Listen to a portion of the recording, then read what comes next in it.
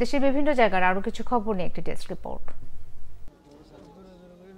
চট্টগ্রামের ফিরিঙ্গি বাজারে বস্তিতে ভয়াবহ অগ্নিকাণ্ডে ক্ষতিগ্রস্ত পরিবারের মাঝে ২০ কেজি করে চাল ও নগদ অর্থ সহায়তা দেয়া হয়েছে। দুপুরে চট্টগ্রাম জেলা প্রশাসক আবুল বাশার মোহাম্মদ ফারুক জামানের পক্ষ থেকে এ সহায়তা দেয়া হয়। বন্ধুমহল ব্লাড ডোনার অ্যাসোসিয়েশনের ময়মনসিংহ বিভাগীয় সম্মেলন অনুষ্ঠিত হয়েছে। জেলা শিল্পকলা একাডেমি মিলনায়তনে এই সম্মেলনের আয়োজন করা হয়। সম্মেলনে ২৫০ শতাধিক স্বেচ্ছাসেবীরা অংশ নেয়।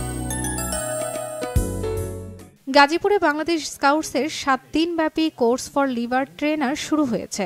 সকালে কালিয়াকৈর উপজেলার মৌচাকে এতে অংশ নেন বিভিন্ন স্কুল কলেজের শিক্ষক ও প্রশিক্ষার্থীরা। ২০ এপ্রিলে শেষ হবে এ প্রশিক্ষণ।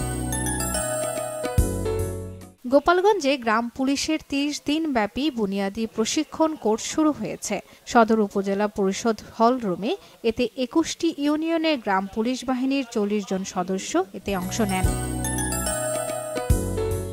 রাজশাহী কৃষি উন্নয়ন ব্যাংক ও বাংলাদেশ কৃষি ব্যাংক একীভূতকরণ করার সিদ্ধান্ত বাতিলের দাবিতে মানববন্ধন করেছেন ব্যবসায়ী সহ রাজশাহীর সর্বস্তরের মানুষ।